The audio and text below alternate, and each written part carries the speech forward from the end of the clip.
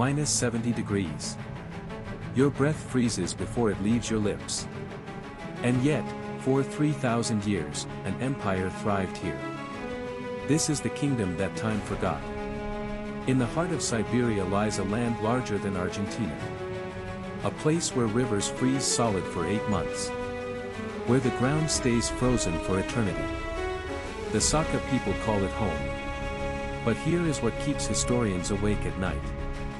How did an advanced civilization emerge in the most hostile environment on Earth? And more importantly, why did they choose this frozen hell over warmer lands to the south? The answer lies buried beneath 300 feet of permafrost. In 1926, Soviet researchers stumbled upon something that changed everything we thought we knew about ancient Siberia. What they found was not supposed to exist. And what happened to them afterward remains classified to this day. The Sakha arrived in Yakutia around the 13th century.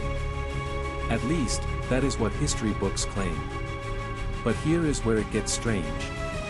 Archaeological evidence suggests human presence dating back 30,000 years. Mammoth hunters who developed technologies that would not be seen elsewhere for millennia. These ancient Siberians crafted insulated dwellings that maintained 60 degrees of warmth differential from outside temperatures. If this is already reshaping what you thought you knew, that like button tells me to keep digging. They domesticated horses in conditions where horses should not survive. They created a spoken tradition so precise that stories passed down for generations contained astronomical data accurate to within hours. But the mammoths were not just food. They were currency.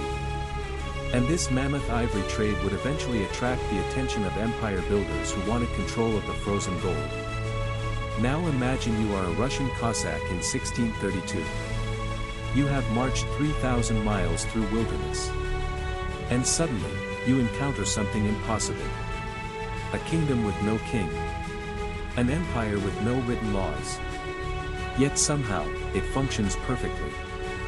The Sakha had developed a system of governance unlike anything Europeans had seen. Clan leaders called Toyans held power through a network of obligations, marriages, and sacred oaths. Shamans served as the supreme court, their word final in all disputes.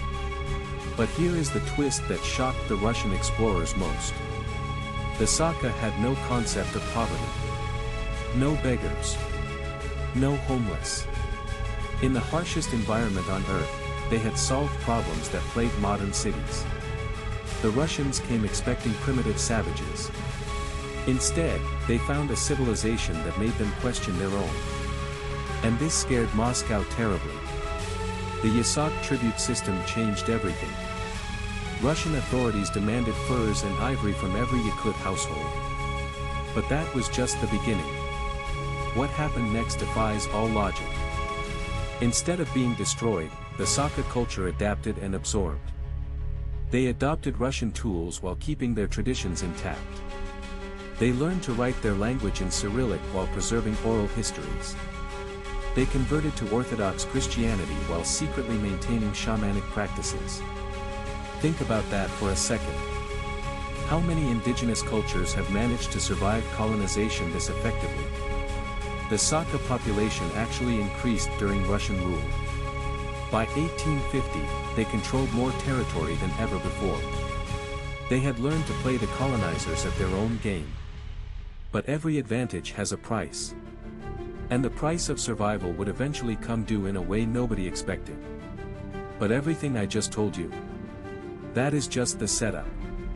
The real story begins in 1991. When the Soviet Union collapsed, something extraordinary happened in Yakutia. The permafrost started talking. Climate change began thawing ground that had been frozen for 50,000 years. And what emerged rewrote human history. Bodies preserved so perfectly that scientists could read their last meals. DNA so intact that it revealed migrations nobody had theorized. And artifacts that should not exist. Bronze Age metalwork in a region supposedly too cold for metallurgy. If you want to see where this leads, subscribe now because we are entering territory historians do not discuss publicly.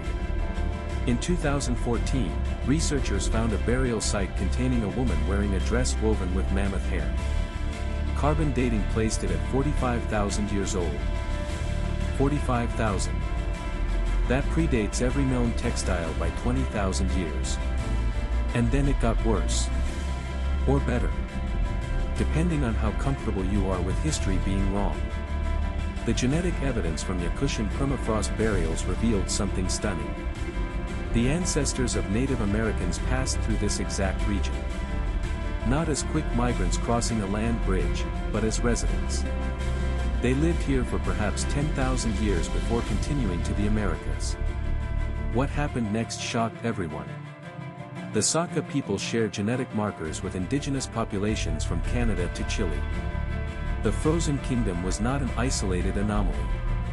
It was a hub. A crossroads of ancient humanity.